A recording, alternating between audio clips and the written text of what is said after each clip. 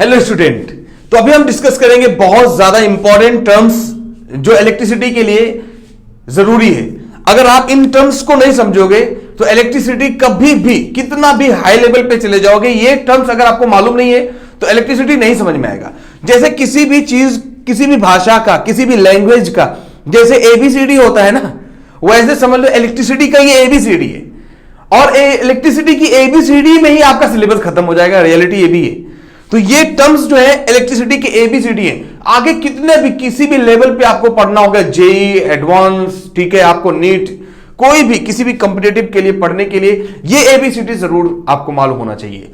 तो सबसे पहली बात, हम लोग अभी रियलिटी क्या है, हिस्ट्री अगर देखा जाए इलेक्ट्रिसिटी की, तो जस्ट एक तरीके से रबिंग के वजह से चालू हुआ था। जस्ट क्या काम करते थे, अंबर को रगड़ते थे भाई। और जैसे आप लोग देखोगे, आपने क्या पेन को रगड़ते थे, पेन को रगड़ कर छोटे छोटे क्या काम करते थे, कागज के टुकड़े को उठाते थे। जस्ट उसी तरीके से इलेक्ट्रिसिटी स्टार्ट हुई है। इलेक्ट्रिसिटी जो स्टार्ट हुई तो एक तरीके से जस्ट मैजिक और जादू दिखाने की तरह वो स्टार्ट हुआ। कुछ कुछ करते करते करते करते बाद में पता चला कि वो जो हो रहा था सब कुछ, वो सब इलेक्ट्रॉन की वजह से हो रहा था। जितनी सी हरकत हो रही थी ये सब इसके पीछे एक चीज था, वो था इलेक्ट्रॉन। ये इलेक्ट्रिसिटी की जो कहानी है वो तो एंशिएंट ग्रीक से, और जो लगातार एक्सपेरिमेंट चालू हुआ वो लगभग 18वीं सदी से, 18th सेंचुरी से चालू हुआ। और 20th सेंचुरी में ये पता चला, मतलब 200 साल में पता चला कि वो क्या चीज था। रियल में वो तो इलेक्ट्रॉन था।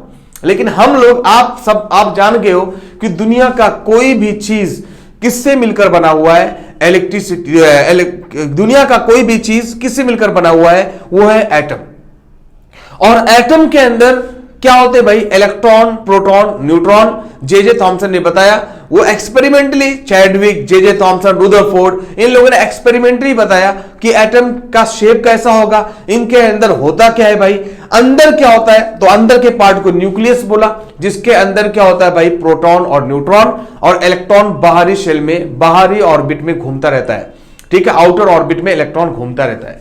मेटल के अंदर इलेक्ट्रॉन फ्री होता है, बट नॉन मेटल के अंदर इलेक्ट्रॉन फ्री नहीं होता है, ठीक है। नॉन मेटल के अंदर इलेक्ट्रॉन एक तरीके से बॉन्डेड होता है, ठीक है। उसके अंदर हिम्मत नहीं होती है एक जगह से दूसरी जगह जाने की। चाहे वो मेटल लिया जाए, चाहे नॉन मेटल लिया जाए, दुनिया का कोई भी चीज हो, वो एटम से मिलकर बना है, उसके मतलब उसके अंदर इलेक्ट्रॉन तो होता है। अब सवाल ये है कि एटम, इसलिए मैंने लिखा हुआ है कि एटम क्या है भाई। तो एटम जो दुनिया का सबसे, किसी भी चीज का जो सबसे स्मॉलेस्ट पार्ट है वो एटम है। और उसी एटम के अंदर सब एटॉमिक पार्टिकल होते हैं, जिसका नाम है electron, proton and neutron. Proton और न्यूट्रॉन न्यूक्लियस में होंगे, जिसको हम लोग न्यूक्लियॉन बोलते हैं, और इलेक्ट्रॉन बाहरी ऑर्बिट में घूमता रहेगा। सारा खेल जो है वो इलेक्ट्रॉन का है, इसलिए मैंने यहां पे लिखा हुआ है इलेक्ट्रॉन। अब ये इलेक्ट्रॉन तो आपको समझ में आ गया कि दुनिया का किसी भी छोटे पार्टिकल, कोई किसी भी चीज के अंदर इलेक्ट्रॉन तो जरूर होगा, चाहे वो मेटल हो, चाहे नॉन मेटल हो, चाहे कंडक्टर हो, चाहे नॉन कंडक्टर यानी इंसुलेटर हो, उसके अंदर इलेक्ट्रॉन जरूर होगा। सवाल ये है कि ये तो फिर चार्ज क्या होता है। देखिए, एक एक टर्म बहुत सिंपल है और बहुत आसानी से समझ में आ जाएगा। तो चार्ज क्या होता है, तो मैंने बोला कि चार्ज क्या है भाई, जस्ट किसी ऑब्जेक्ट, किसी सब्सटेंस से, किसी भी चीज से अगर इलेक्ट्रॉन को निकाल दिया जाए या इलेक्ट्रॉन को ऐड कर देना, that is nothing but charge. तो charge is nothing but addition और removal of electron is called charge. कोई बोले what is charge, charge is nothing but number of electron. तो चार्ज क्या होता है भाई, सिंपल लैंग्वेज में इलेक्ट्रॉन के नंबर्स को ही चार्ज बोलते हैं। अगर इलेक्ट्रॉन को निकाला जाए, कितने नंबर ऑफ इलेक्ट्रॉन निकाले गए हैं, तब भी वो क्या कहलाएगा भाई, चार्ज। और कितने इलेक्ट्रॉन ऐड किए गए हैं, दैट इज ऑल्सो चार्ज। अब मैं बताऊं तो ये आपको सिंपल समझ में आया भाई कि charge is nothing but addition और removal of electron is called charge, and charge is nothing but it is a number of electrons, number of electron या electrons is called what, charge। अब यहां पे आपको यह समझने के लिए बहुत सिंपल एक्सपेरिमेंट करना होगा। देखो, ये आपने एक्सपेरिमेंट बहुत आसानी से किया होगा। आपने सुना होगा कि ग्लास रॉड को अगर फर से रगड़ा जाए या सिल्क से, ग्लास रॉड लिया जाए, ठीक है, उसको सिल्क कपड़े से रगड़ो, उसके बाद देखोगे कि वो चार्ज हो जाता है। ग्लास रॉड जो है वो चार्ज हो जाता है, पॉजिटिव चार्ज।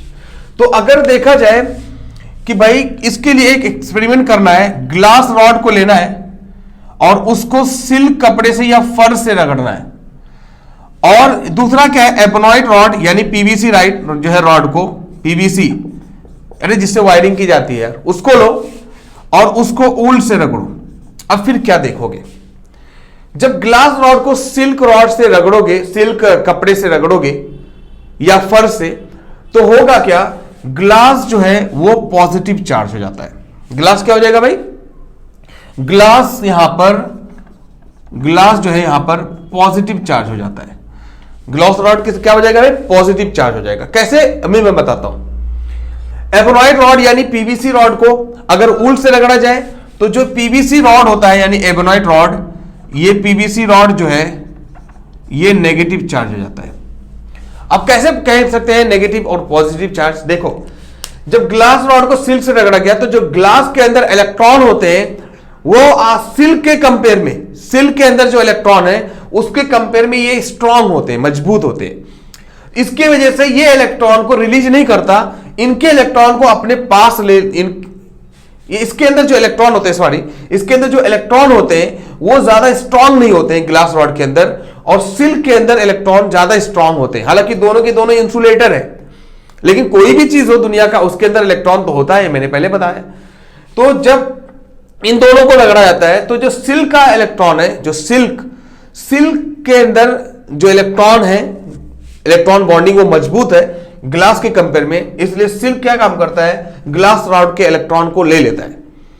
अब जब इलेक्ट्रॉन को ले लेगा, कहीं से नेगेटिविटी हटाओगे तो वहां पे क्या बचेगा बेटा, पॉजिटिविटी। इसलिए ग्लास रॉड क्या बन जाता है, पॉजिटिव बन जाता है।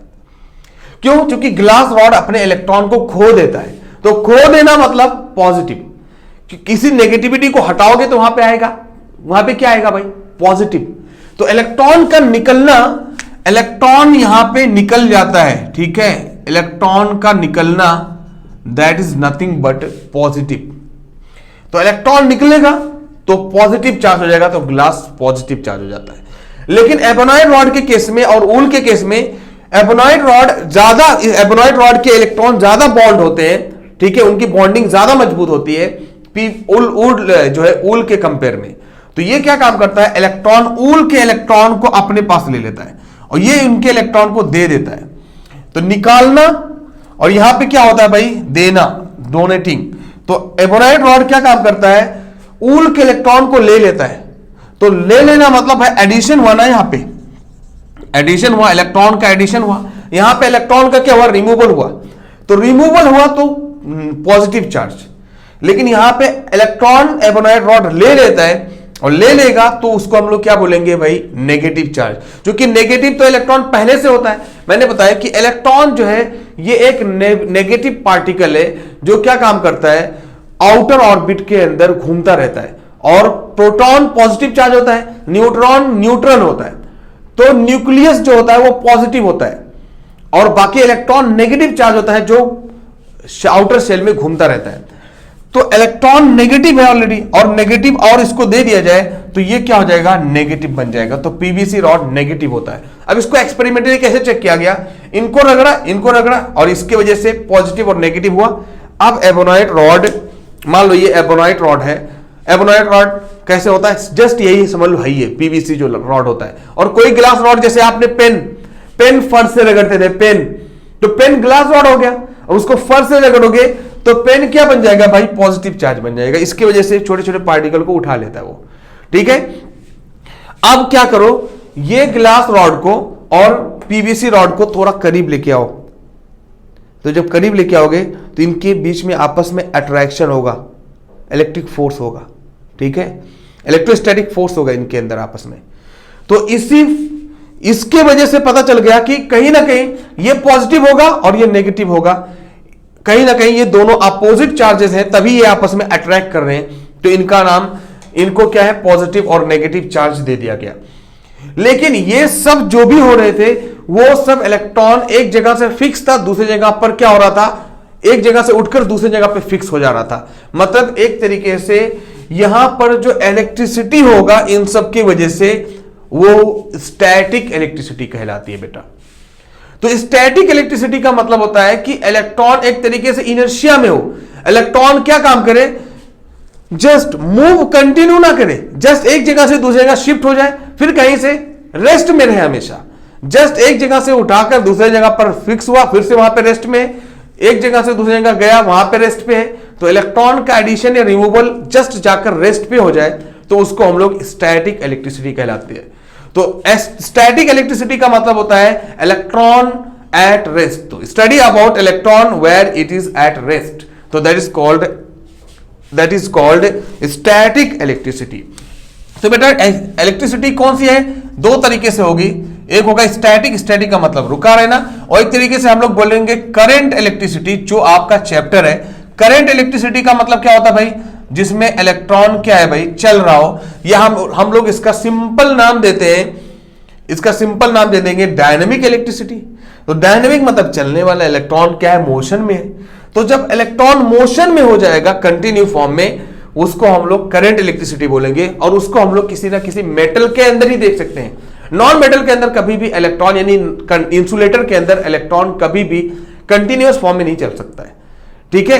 तो इंसुलेटर के अंदर आप स्टैटिक इलेक्ट्रिसिटी देखेंगे, लेकिन किसी मेटल के अंदर, किसी कंडक्टर के अंदर आप करंट इलेक्ट्रिसिटी देखोगे, ठीक है। यह बात आपको क्लियर हो गई कि चार्ज जो है दो तरीके से होते हैं, ये या तो पॉजिटिव चार्ज या तो नेगेटिव चार्ज। तो आपको समझ में ही आया, ये तो मैंने आपको एग्जांपल दिया कि इसको हम लोग एबोनॉइड रॉड, एन से याद रखना नेगेटिव, ऐसे कभी भी भूलोगे नहीं, और एस से मतलब याद रखना पॉजिटिव, एस आ रहा ना पॉजिटिव में, POSI, ठीक है। तो पॉजिटिव, तो ये होगा पॉजिटिव और ये होगा नेगेटिव चार्ज, ठीक है, ये दिमाग में रखना। अब आपको समझ में आया कि इलेक्ट्रॉन का देना, इलेक्ट्रॉन का रिमूवल करना, removal of electron is called what, positive charge. क्यों, नेगेटिविटी को हटाओगे तो बचेगा क्या भाई, पॉजिटिव।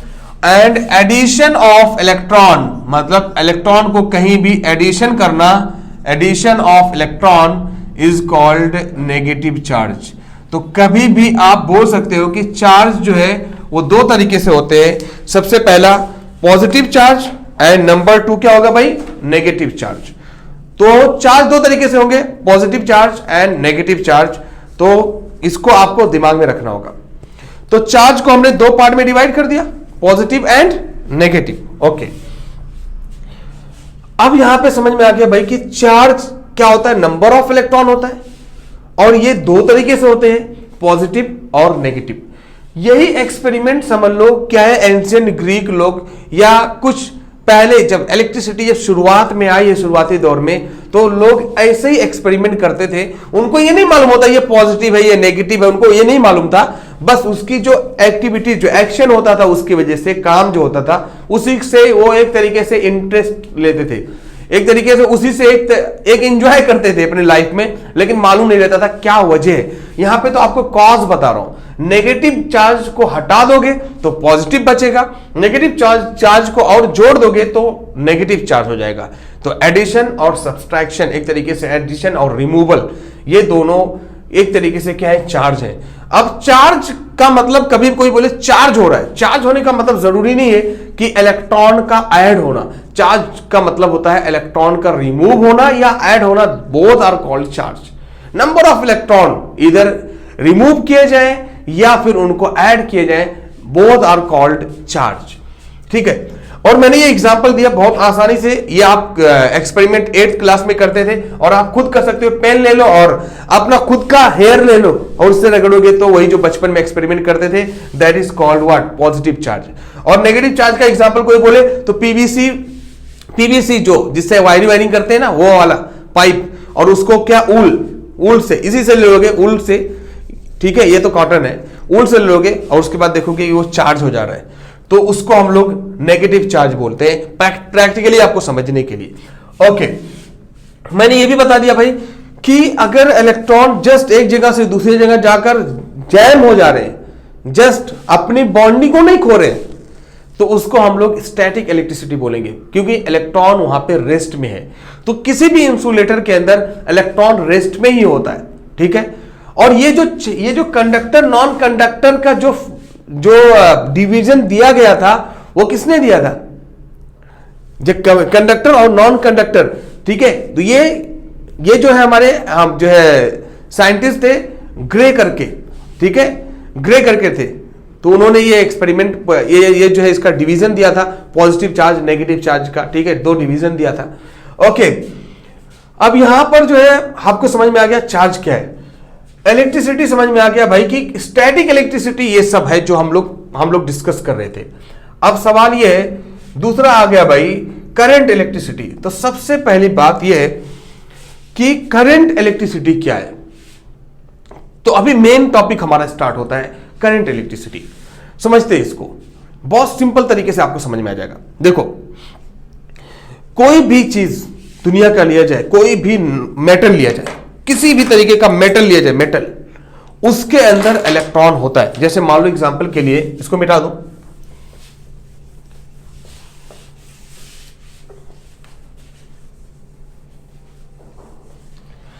तो दुनिया का कोई भी मेटल लिया जाए, मेटल रॉड, मान लो कॉपर ले लिया जाए, ठीक है,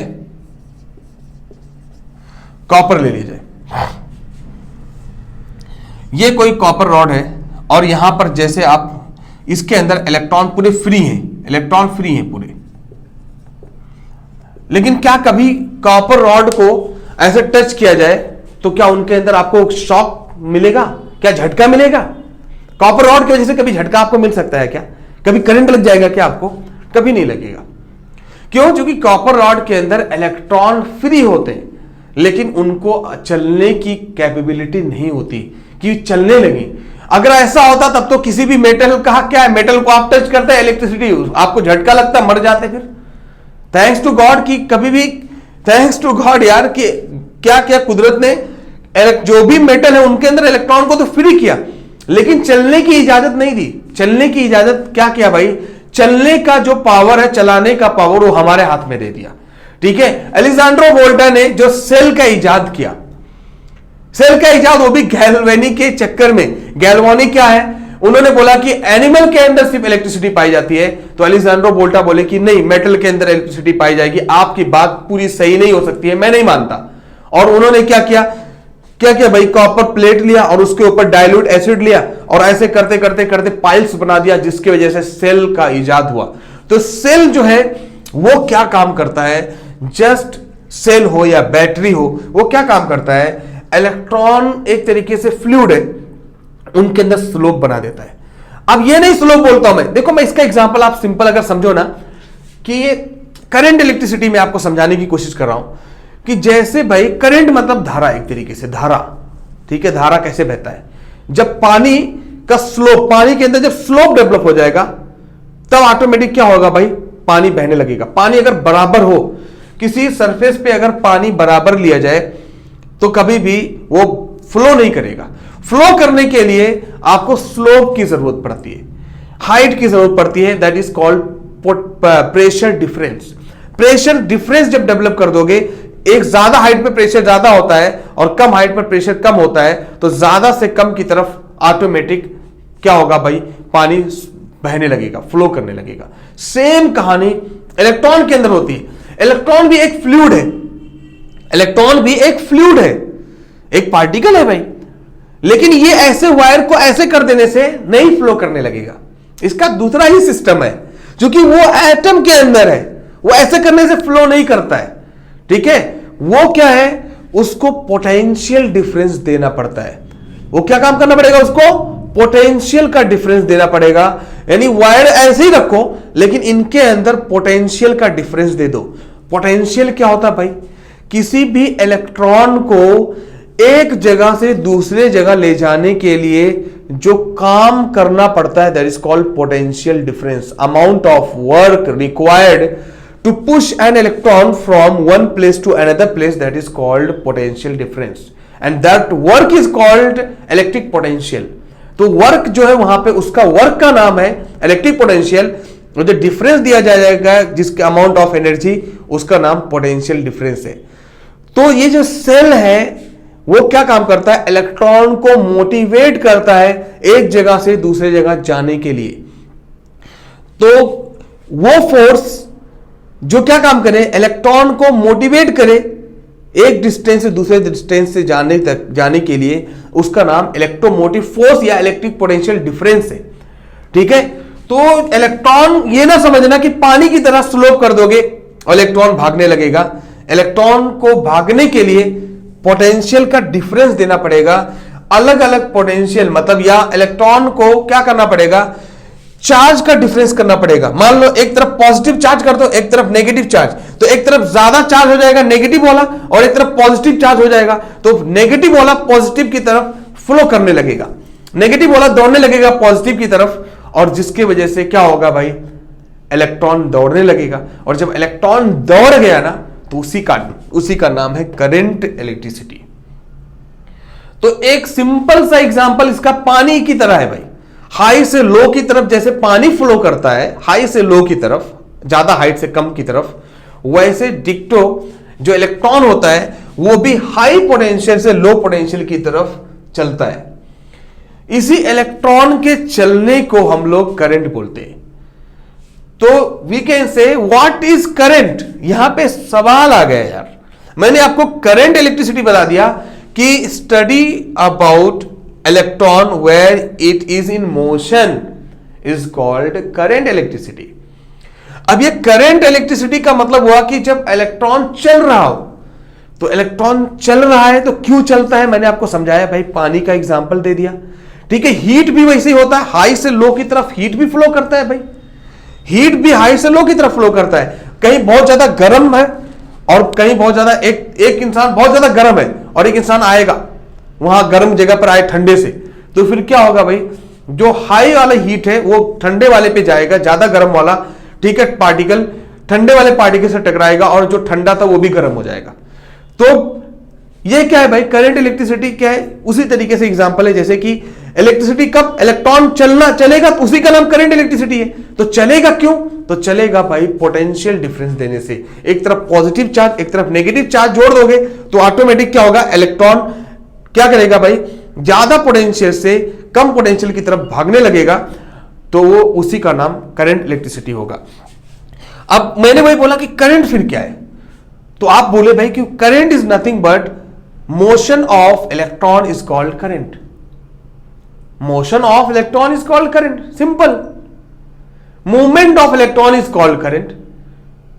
तो करंट का नाम, करंट का मतलब इलेक्ट्रॉन का मूव करना ही, दैट इज कॉल्ड करंट यार, सिंपल।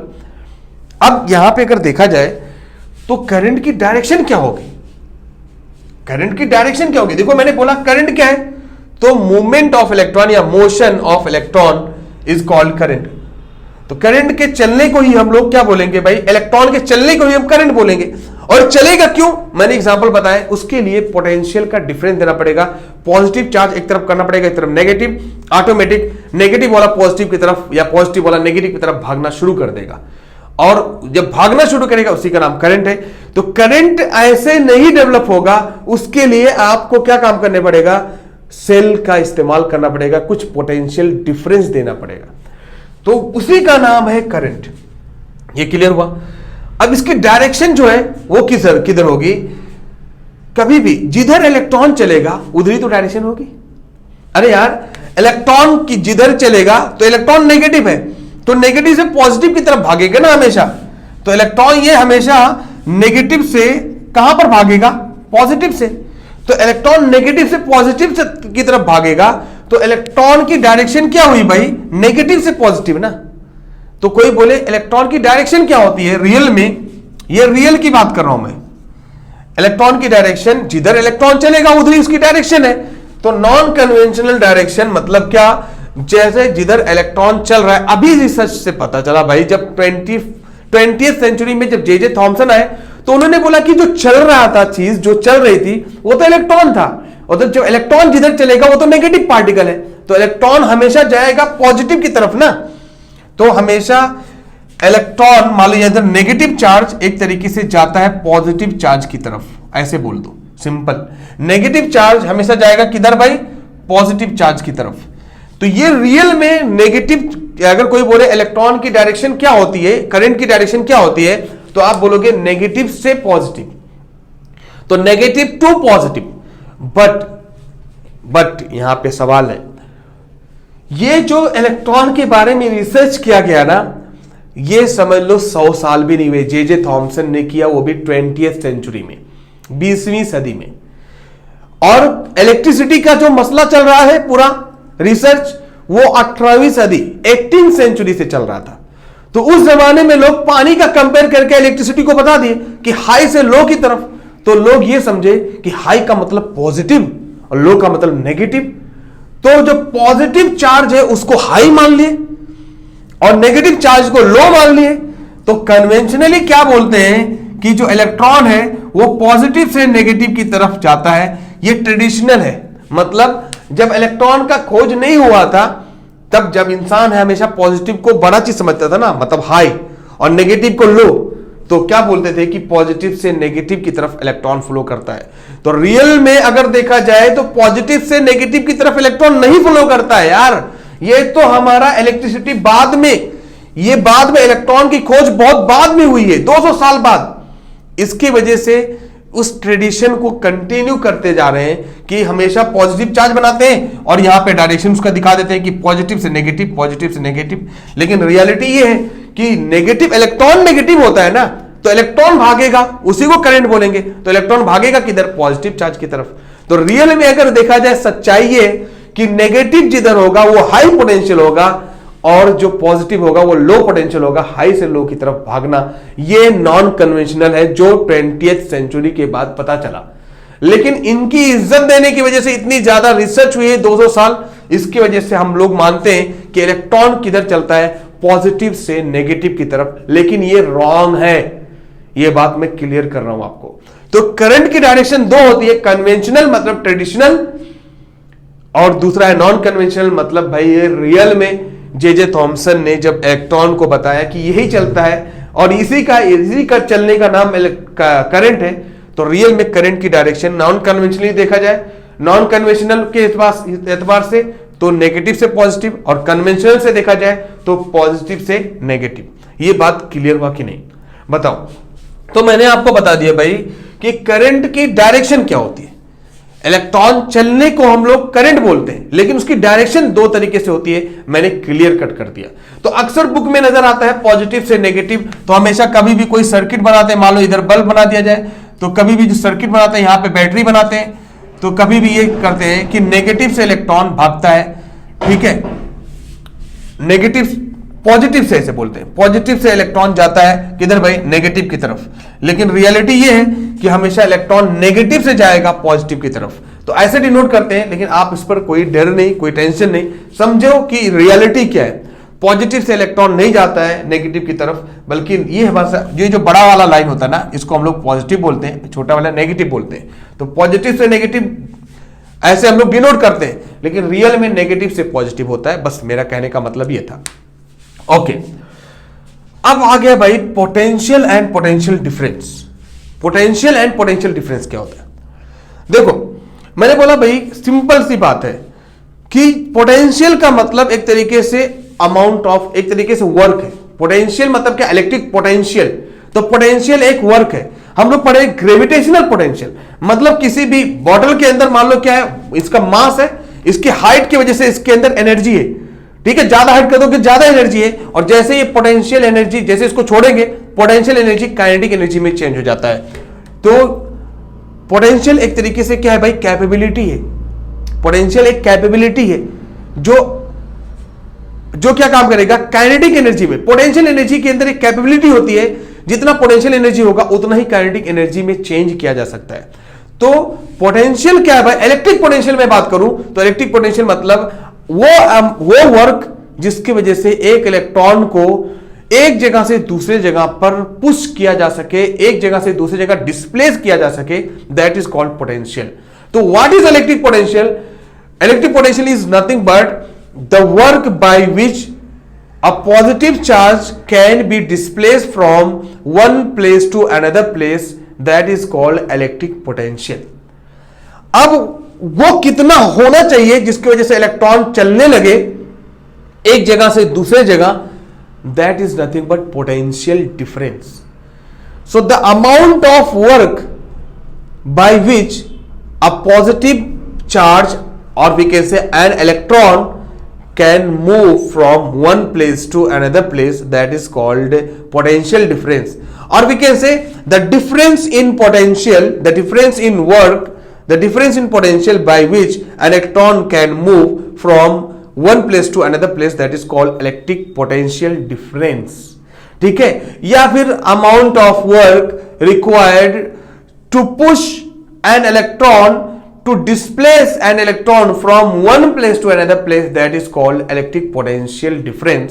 और electric potential difference के लिए हमें क्या करने, किस चीज की जरूरत पड़ेगी? वो है बैटरी. ठीक है? बैटरी क्या काम करता है? उसके अंदर पॉजिटिव टर्मिनल होता है, नेगेटिव टर्मिनल होता है. तो एक तरफ इलेक्ट्रॉन को कम कर देता है, एक तरफ इलेक्ट्रॉन को ज्यादा कर देता है, और ज्यादा वाला कम की तरफ भागने लगता है. ज्यादा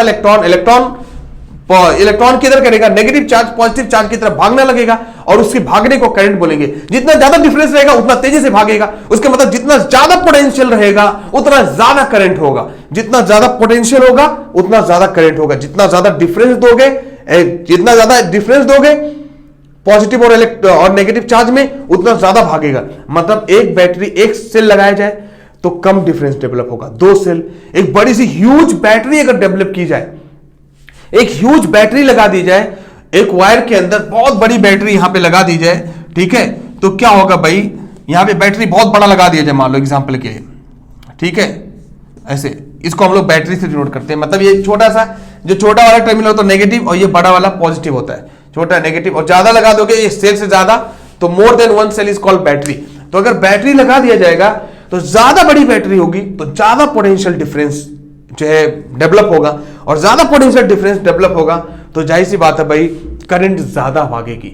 और ये बात मैं नहीं बोल रहा हूं, ये सच्चाई है. लेकिन इस सच्चाई को ओम्स ने बोला था. सोचो, ये जो सच्चाई है इसको किसने बोला था? ओम्स ने.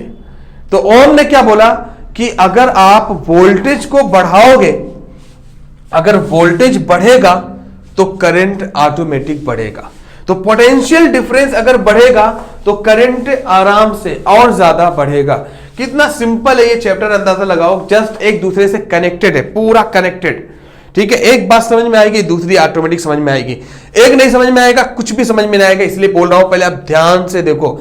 बाद में इसका मैं फार्मूला पूरा बताऊंगा, पूरा फार्मूला बताऊंगा.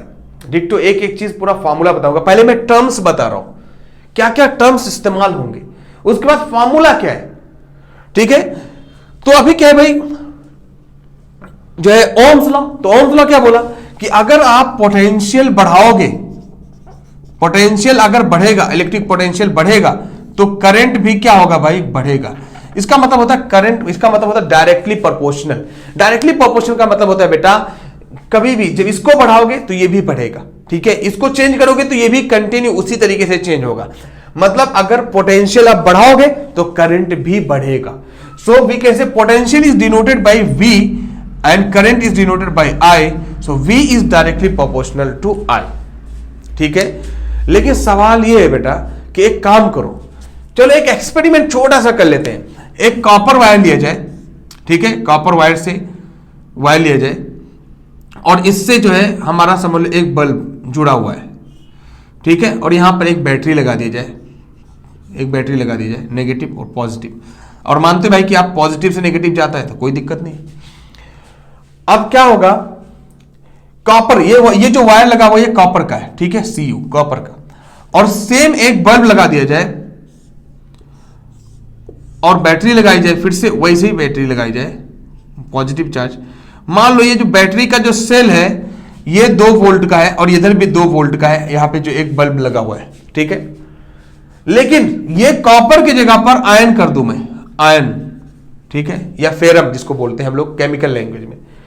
तो ये आयन ले लिया जाए, वोल्ट सेम है, तो वोल्ट जब सेम होगा तो करंट सेम होना चाहिए, उसके मतलब जो दोनों का ब्राइट है ब्राइटनेस वो सेम होना चाहिए। लेकिन बेटा आप देखोगे कि जो कॉपर से जो बल्ब जुड़ा हुआ है उसका जो ब्राइटनेस है वो ज्यादा है, और जो आयन से जो बल्ब जुड़ा हुआ है उसका जो ब्राइटनेस है वो कम है। फिर ये क्या हो गया, ये कौन सा जादू, सवाल है ये कौन सा जादू हो गया। फिर वोल्ट आप ही ने बोला सर जब वोल्ट बढ़ाओगे जितना वोल्ट होगा उसके हिसाब से करंट भी होगा, तो वोल्ट बढ़ाओगे तो करंट बढ़ेगा, सही बात है। तो दोनों का वोल्ट सेम है तो करंट सेम होना चाहिए, और जब करंट सेम होगा बेटा तो इलेक्ट्रिसिटी सेम होगा, और जब इलेक्ट्रिसिटी सेम होगा तो ब्राइटनेस भी सेम होना चाहिए। लेकिन रियलिटी में क्या हुआ, जो कॉपर वायर से जुड़ा था वो ज्यादा ब्राइट हुआ, ये मोर ब्राइट हो गया, और ये क्या हो गया, लेस ब्राइट।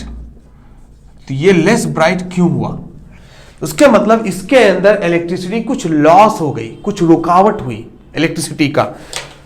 तो आयन के अंदर इलेक्ट्रिसिटी की ज्यादा रुकावट हुई और कॉपर के अंदर इलेक्ट्रिसिटी की रुकावट कम हुई आयन के कंपेयर में। उसके मतलब वोल्ट बढ़ाने से सिर्फ करंट नहीं बढ़ता है, उसके अंदर एक इंपॉर्टेंट टर्म होता है, दैट इज नथिंग बट, जब कभी प्रोपोर्शनलिटी को हटाएंगे कांस्टेंट आता है, that is nothing but I into R, and R is nothing but electric resistance. तो इलेक्ट्रिक रेजिस्टेंस होता है, तो ये रेजिस्टेंस का मतलब रुकावट, तो यानी इलेक्ट्रिसिटी के अंदर जो रुकावट हुई है उसके वजह से ये जो यहां का बल्ब था जो आयन से जुड़ा हुआ था उसका ब्राइटनेस कम था। तो इसका मतलब ये हुआ कि एक टर्म बहुत ज्यादा इंपॉर्टेंट है, दैट इज कॉल्ड रेजिस्टेंस। तो यानी रेजिस्टेंस को समझना बहुत ज्यादा जरूरी होगा कि रेजिस्टेंस से क्या होगा, जब कभी भी रेजिस्टेंस से आपको यह समझना होगा कि रेजिस्टेंस क्या काम करेगा, कभी भी इलेक्ट्रिसिटी को इलेक्ट्रॉन को चलने से रोकने की कोशिश करता है। तो इलेक्ट्रॉन को जो चलने के लिए अपोज करे, इलेक्ट्रॉन को चलने ना दे, that is called electrical resistance या इलेक्ट्रिक रेजिस्टेंस बोलते हैं, जिसको आर से डिनोट करते हैं बेटा। और आई मतलब करंट होता है, वी मतलब पोटेंशियल होता है, इलेक्ट्रिक पोटेंशियल।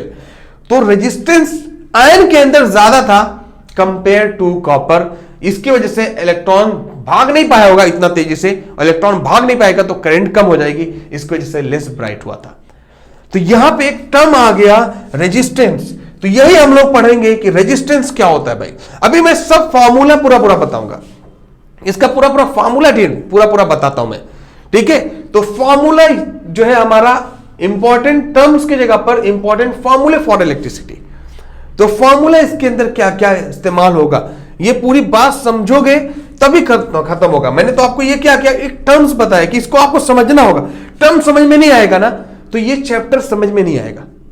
टर्म्स मालूम होना चाहिए कि रेजिस्टेंस क्या होता है, आपको मालूम हो गया।